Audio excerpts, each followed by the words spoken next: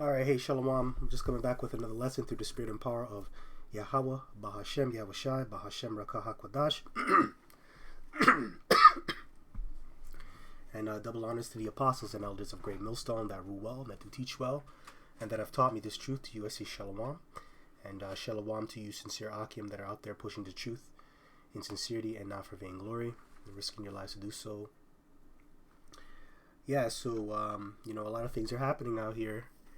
Got the whole the train derailment that went down in Palestine, Ohio, with those hazardous chemicals, polluting the air, polluting the water, right? That was a serious explosion, man. That was a serious derailment.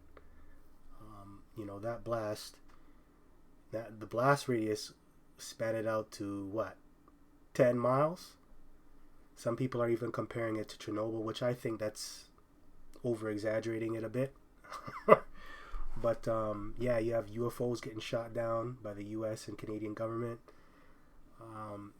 You got the chip being perfected every day, being polished every day, right? So a lot of things are happening, so you should just watch and pray, man. Now, speaking of watching, man, I came across this thread. Actually like a week ago, but I never got around to speaking about it.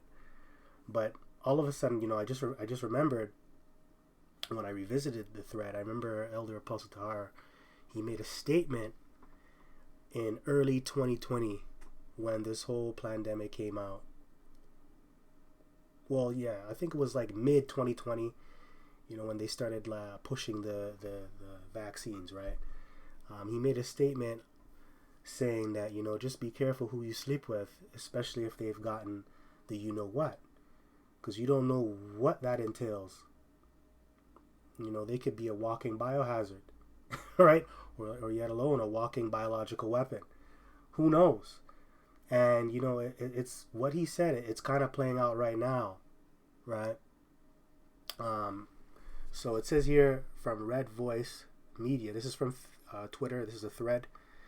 Unvaxxed women are reporting agonizing pain and menstrual cramps after sleeping with vaxxed husbands, right?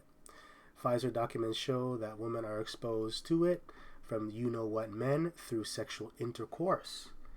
And the doctor here gives her two-piece. I believe that's Dr. Naomi Wolf. And I believe she takes care of the Orthodox community, so I believe that's you so-called Jews, right?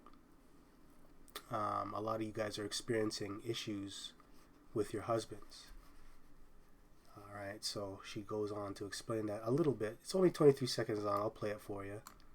In the Orthodox community, unvaccinated women are talking to their rabbis because having intercourse with their vaccinated husbands is so agonizing to them, giving them terrible menstrual cramps. In fact, the Pfizer documents show that the vaccine that women are exposed to it from vaccinated men through sexual intercourse. In the Orthodox community, women... that's a so-called professional, right? Medical expert. So she's telling you what's going on. All right, so Elder Apostle Tahar was right. So it just shows you who's in the spirit and who's really not in the spirit. Like I said in my previous videos, man, where are you people now that were saying in the beginning of all this, you guys were saying, get the what, get it now, save the world, let us go back to normal. Where are you guys now? That's right. Nowhere to be found. Right? So, hey, the Lord is showing who he's working with and who he's not working with. Right? So, hey, man, be careful when you go up in your woman, and be careful when your man goes up in you, especially if they have taken the what. We don't know what else can come out of this. We don't know yet. And probably there's a lot of things that they're not telling us. So just be careful. When you do have sexual intercourse with somebody that has it, or even if you don't know if they have it, you got to set up them prayers, man, all the time. Right? You got to set up them prayers, man. And I'm very serious about that. Set up your prayers when you're sleeping with these women or when you're about to get popped, if you're a woman, say your prayers, man. Anyways, I'm gonna close this off. Let's move into the second covenant, and I'm gonna do a brief overview. So this is Hebrews chapter 8, verse 8. For finding fault with them, he saith, Behold, days come, saith the Lord, when I will make a new covenant with the house of Israel and with the house of Judah. And that new covenant was made through who? Yahushai, right? When he died on the cross. In order for us to get a new covenant, a new ultimate, a new agreement, Yahushai had to be involved, and he had to die on that cross. Now, if you go back and you watch my previous video, the importance of Yahushai dying on the cross, you'll get a better understanding on why I'm saying this right now in this video. I suggest you go watch that, subscribe, comment, right? I would like some feedback on that video. It's funny when you do important fucking lessons, nobody wants to fucking watch, but they'd rather watch you yell. They'd rather watch you bring out some fucking cartoon, some stupid shit. They'd rather watch that and comment on stupid bullshit. But when it comes to important things, they don't want to watch. Anyway, that's Yasha Allah's finest. Whatever. It is what it is. When I will make a new covenant with the house of Yasha Allah and with the house of Judah. So that's Israel. That's going into Ephraim in the northern kingdom, obviously. And Judah is obviously Judah, the head tribe, and Benjamin and Levi, right, the southern kingdom. So what does that mean? The whole nation, all the tribes. Not according to the covenant that I made with their fathers in the day when I took them by the hand to lead them out of Egypt, because they continued not in my covenant, and I regard them not, saith the Lord. Yeah, hey man, a lot of things went down after we came out of Egypt.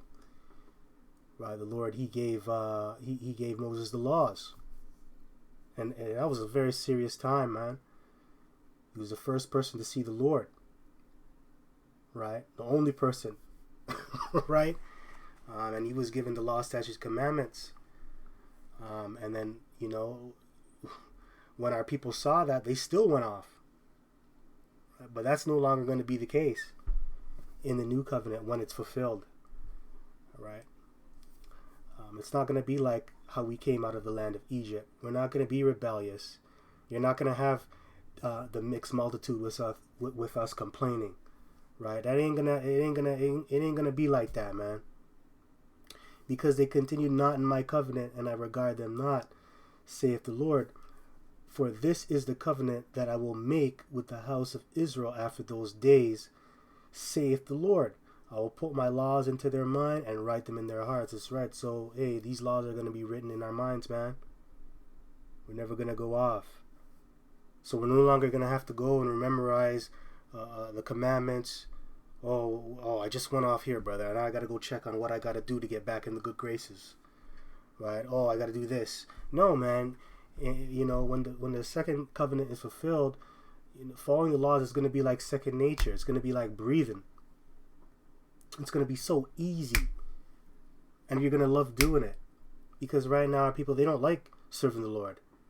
They think serving the Lord and following the commandments is a grievous thing. That's no longer going to be the case when the second covenant is fulfilled. And I will be to them a power, and they shall be to me a people. That's right. So everybody's going to know Yahweh B'Shem Yahushai. Everybody's going to reverence his name. Hey man, even people in Israel, they don't want to acknowledge the power when it comes to saying his name properly.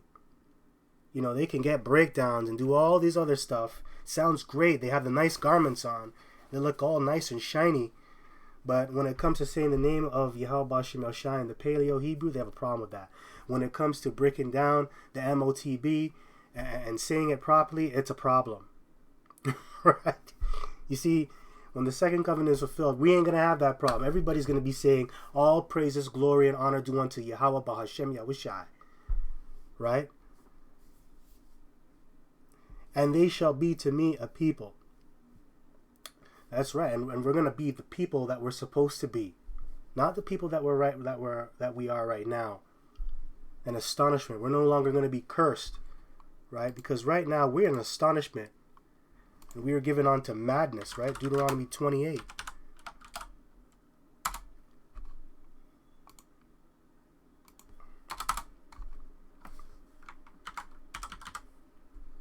Right? So just bring this out, because right now we got the curses from Deuteronomy chapter 28, from verse 15 all the way down. We ain't going to have that.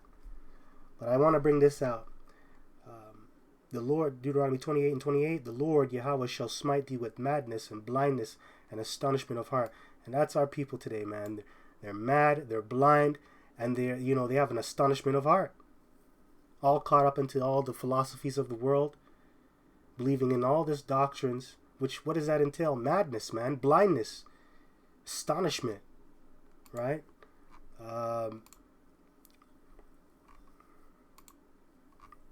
Astonishment, bewilderment, stupefaction. Never heard that before. Stupefaction. Yeah, stupefaction. Salesman stood in bored stupefaction. Oblivion, unconsciousness, insensibility. Yeah, man, we're no longer going to be this way, man.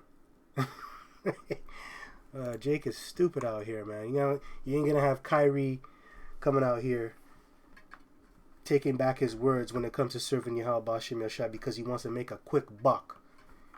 Right? So ridiculous, man. But it is what it is. It is what it is. Anyway, let's go back here. Right, so it says, Hebrews 8 and 11, and they shall not teach every man his neighbor and every man his brother, saying, Know the Lord, for all shall know me, from the least to the greatest. We're no longer going to do that, man. The prophets of old, man, they had to travel and teach people. I believe it was Philip and the Ethiopian eunuch. He had to travel to go to the Ethiopian eunuch to teach him the scriptures. Right? That ain't going to happen anymore, man. We're no longer going to get up. I'm not saying that's a bad thing to do, right? Because right now we're in our imperfection. We're imperfect state. So it's a good thing to teach the word and say the name of the Lord. But when we are made perfect, we're no longer going to have to do that, right? Because that's for imperfect people. Everybody should know the name of Yahweh Bashim El Shai. Especially if you're in this nation, man. So we're no longer going to jet set. We're no longer going to go from point A to point B. No longer going to have to do sit downs, make videos, deal with you bums on the comment board, talking shit. People scoffing at other brothers' videos too. Alright? And scoffers are not just outside of the truth. They're in the truth too. Alright? So that ain't going to play out when the new covenant is fulfilled. So it says, Know the Lord, for all shall know me, from the least to the greatest. And that's right, there's going to be a rank and file in the fulfillment of the new covenant. Right? Everybody's going to know the Lord, from the least to the greatest, from the highest guy to the lowest guy. Verse 12, For I will be merciful to their unrighteousness, and their sins and their iniquities will I remember no more. And that's beautiful. And that's a part of the Lord wiping away all our tears, man, giving us a clean slate.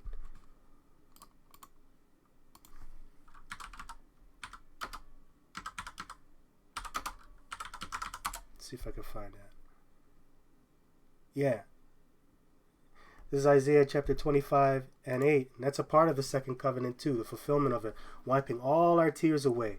All the suffering is going to go away, man. All this bullshit you got to go through. And you know what? Some brothers, they go through more bullshit than other brothers. But you know what? At the end of the day, your hard is your hard. And your suffering is your suffering. Right? And that's what the Lord gave. That's the portion that the Lord gave you to go through, you know?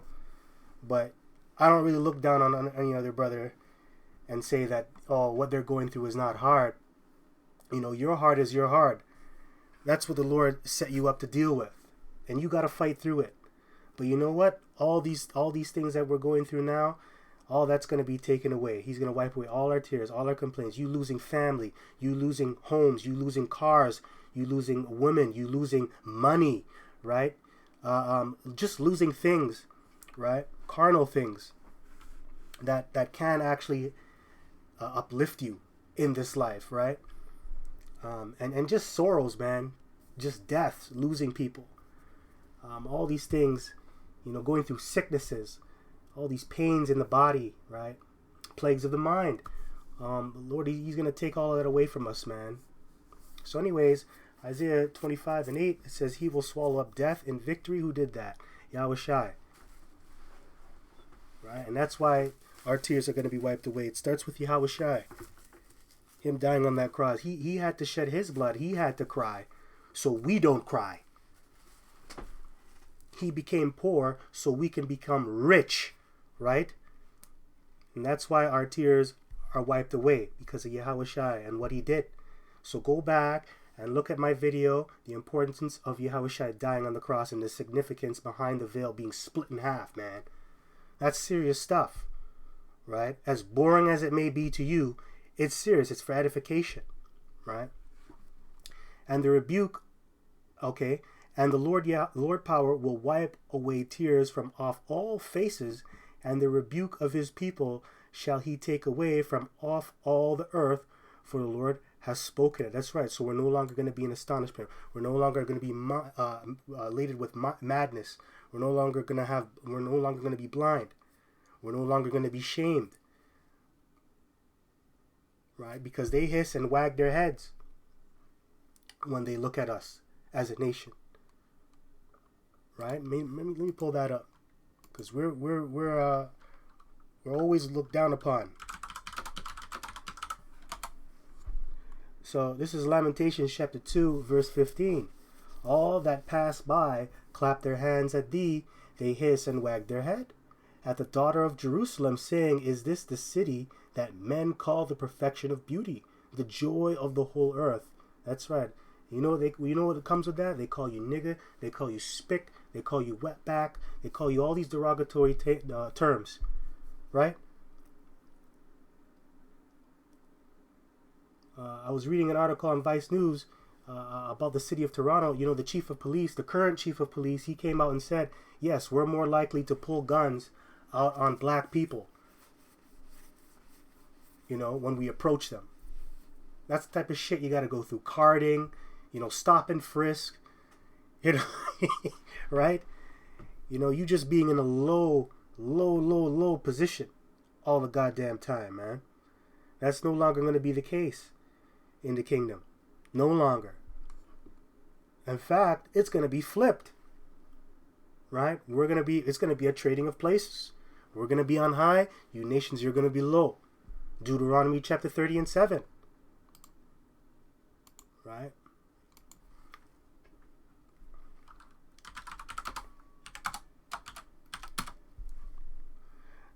Deuteronomy 30 and 7. And the Lord thy power will put all these curses upon thine enemies and on them that hate thee, which persecuted thee. And that's in the fulfillment of the second covenant, man.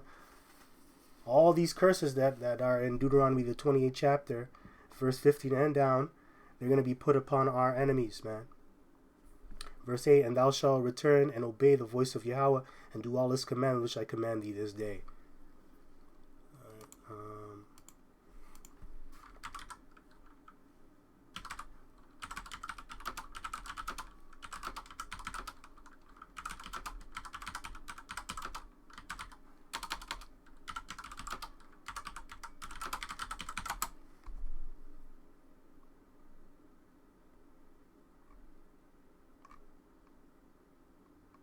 Can't remember. There was a precept, man.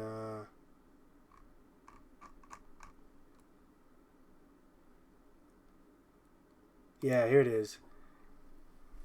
Here we go. This is a part of the fulfillment of the new covenant, man. You nations going down, man. So, and Lord willing, we live to see it. So this is Sirach 25 and 7. There be 9 things which I have judged in mine heart to be happy, and the 10th I will utter with my tongue, a man that hath joy of his children, and he that liveth to see the fall of his enemies. That's right. And that's what's going to happen in the fulfillment of the new covenant, man. We're going to see the fall of our enemies, and we're going to be happy about it. It's going to be a beautiful thing. So that's what we have to look for in the new covenant too. Right? Seeing you people go into slavery, getting beat downs, man. Can't wait. Can't wait for that. Anyways, let's go back. Hebrews chapter 8, verse 12. For I will be merciful to their unrighteousness, and their sins and their iniquities will I remember no more. We're gonna have a clean slate in the kingdom. We're not gonna be burdened with the memories of what we did in the past, man. The Lord's gonna wipe our minds clean. Right? Verse 13. In that he saith, a new covenant he hath made the first old. Now that which decayeth and waxes old is ready to vanish away. Alright, so let's get the next one.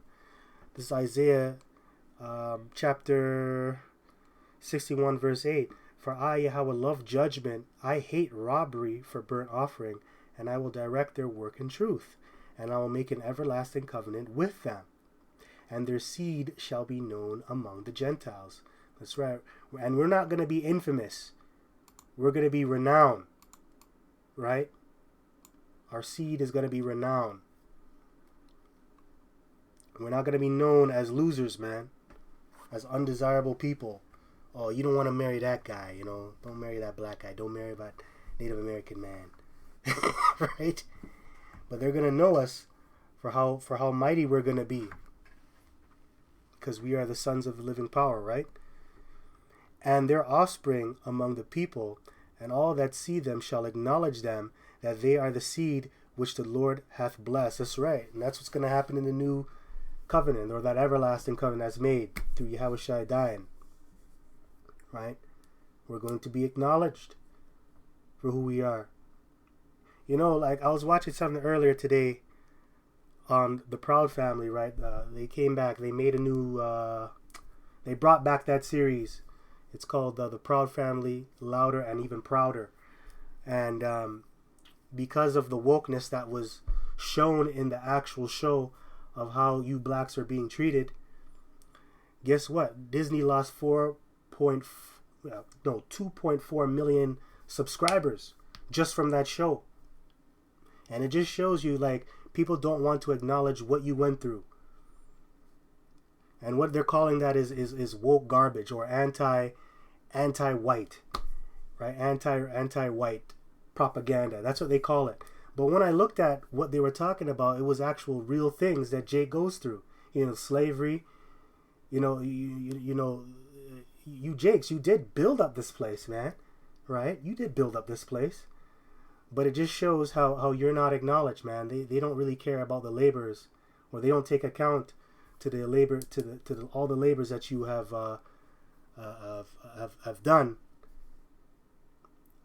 in America. I forgot what I was gonna say, but they don't acknowledge you. Reminds me of Wisdom of Solomon, the 5th chapter, right? So, hey man, in the kingdom we're going to be acknowledged for how righteous we are and how blessed we are. And what does it mean by being blessed? People are going to bow down to you. Right? Scripture says it, not me. Anyway, let's move on. So this is Romans chapter 11, verse 26. And so all Israel shall be saved, as it is written, there shall come out of Sion the deliverer. Who's the deliverer? Yahushua. And shall turn away ungodliness from Jacob. Yeah, he did. You know, through the message that he brought. Because he came out here, he set up a ministry, he taught. He prepared the disciples, which later on became apostles. And that paved for a lot of amazing things to happen, you know, especially for prophecy to be fulfilled, on how the word is going to be preached in the different parts of the earth. You know, that part of that is turning Jacob away from ungodliness. So anyway, verse 27, for this is my covenant unto them, when I shall take away their sins. Beautiful. Beautiful. All right, so this is... hold on. Oh, okay, I pretty much already read that one. I don't need that. So this is Ezekiel chapter 37, verse 21. And say unto them, thus saith the Lord power, behold, I will take the children of Israel from among the heathen, whither they be gone, Yeah, because we were scattered. That's a part of the curses, right? Scattered into the different nations, looking like them, speaking like them, doing the things that they were doing. But we're gonna be taken out from the heathen nations, right? So it says, of Israel from among the heathen, whither they be gone, and will gather them on every side and bring them into their own land. That's right. We're going to be taken out of the heathen nations, and we're going to be put back into our own land. And you can read about that in Revelation, the 7th chapter, about the multitude, right? That huge multitude. Let's see if we could find it.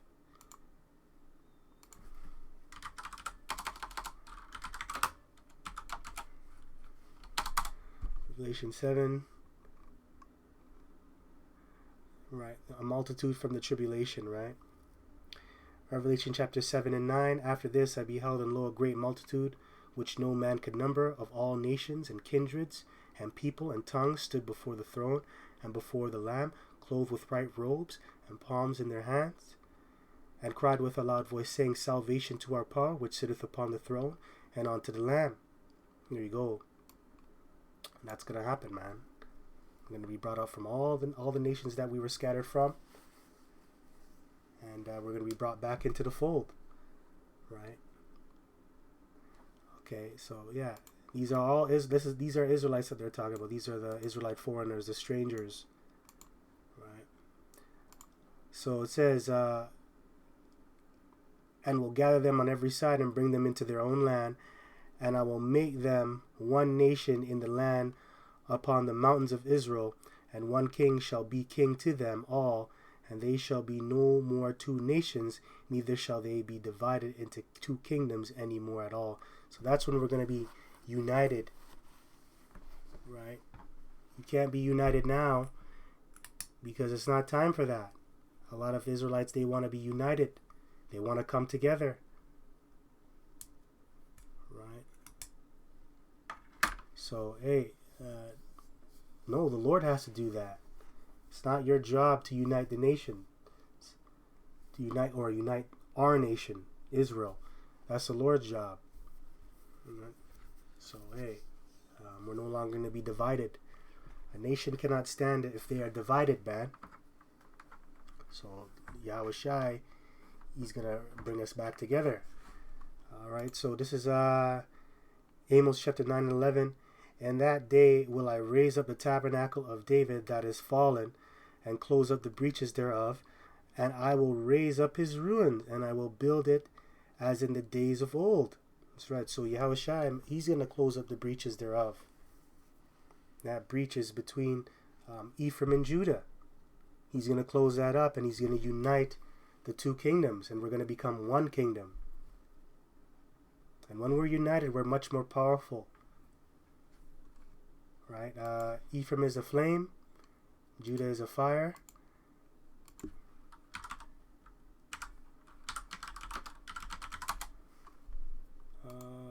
Ephraim.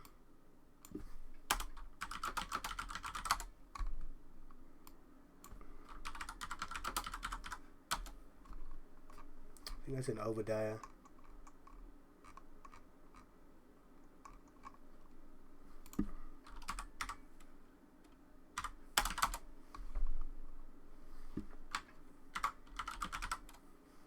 Yeah, here we go. Obadiah chapter 1 verse 18. And the house of Jacob shall be a fire, and the house of Joseph a flame. Yeah, I just said it wrong. But Joseph, it represents Ephraim too, you know. But yeah. And the house of Esau for stubble, and they shall kindle in them and devour them, and there shall not be any remaining of the house of Esau, for the Lord has spoken it. So, you know, Judah or Jacob, gonna be fire, Joseph flame, right? So yeah, man, when those two come together, they're unstoppable, right? So the Lord, he's gonna put us back together. Just thought I'd use this as an example to show that, man. You know, Ephraim and Judah, they're unstoppable, especially if they come together, you know. So yeah, Let's go back here.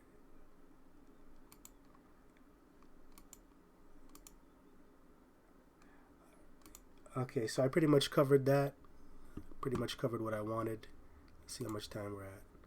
30 minutes. Okay, yeah. So yeah, that's about it.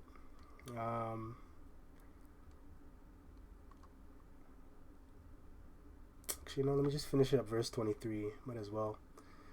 Verse 23, Ezekiel 37:23. Neither shall they defile themselves any more with their idols, nor with their detestable things, nor with any of their transgressions, but I will save them out of all their dwelling places wherein they have sinned, and will cleanse them. So shall they be my people, and I will be their power. All right. So anyways, with that, just want to give all praises, glory, and honor due unto Yahweh Bahashem Yahushai, Bahashem Rakah HaKadosh, and double honors to the apostles and elders of Great Millstone that rule well. Peace and salutations out to the hopeful elect. Shalom.